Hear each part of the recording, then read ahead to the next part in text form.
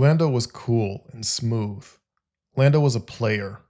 Lando had charisma and game. Hello, what have we here?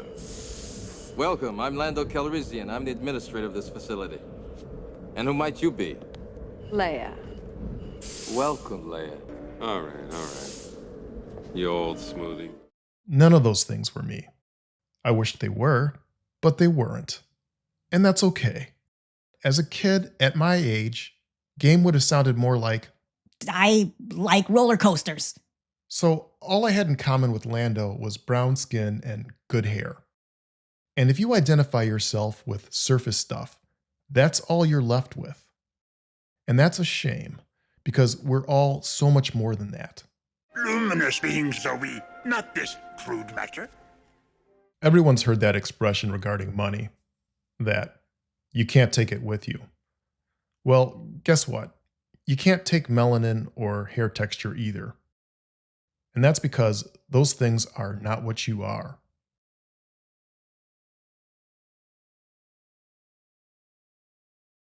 Do you think you're black?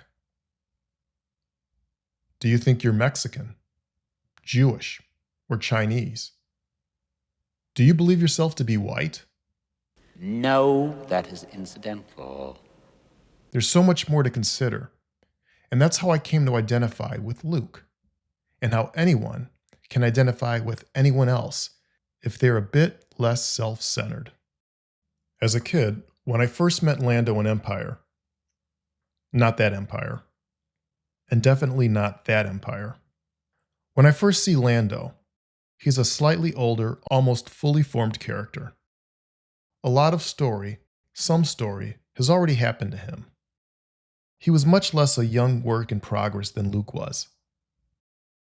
The next two films would test Lando for sure, but neither Lando or Han Solo, for that matter, were being forced to change as radically as Luke was, or as radically as any kid does. Luke was doe-eyed, conflicted but plucky, open-minded, and willing to learn. And he wanted to do the right thing, but didn't know how. I need your help, Luke. She needs your help. I'm getting too old for this sort of thing. I can't get involved. I've got work to do. It's not that I like the Empire, I hate it, but there's nothing I can do about it right now. That was a bit more my speed. And if toy sales at the time were any indication, I was hardly alone. And I want to replay the most important part of that line. It's not that I like the Empire, I hate it, but there's nothing I can do about it right now. For those who fairly criticize some of the dialogue in Star Wars films, particularly the prequels, I just want you to consider this line not for clever phrasing, but in its direct effectiveness in summarizing the universal theme of anxiety in the face of seemingly impossible circumstance. Certainly, you can appreciate how these 9 words could easily inspire the spirit of any kid who finds himself trapped in their undeveloped body and on the verge of facing the rest of their life. Perhaps I'm just speaking for myself, but even if that's the case, I'm not going to discount my own experience and how I saw Star Wars, particularly upon subsequent viewings.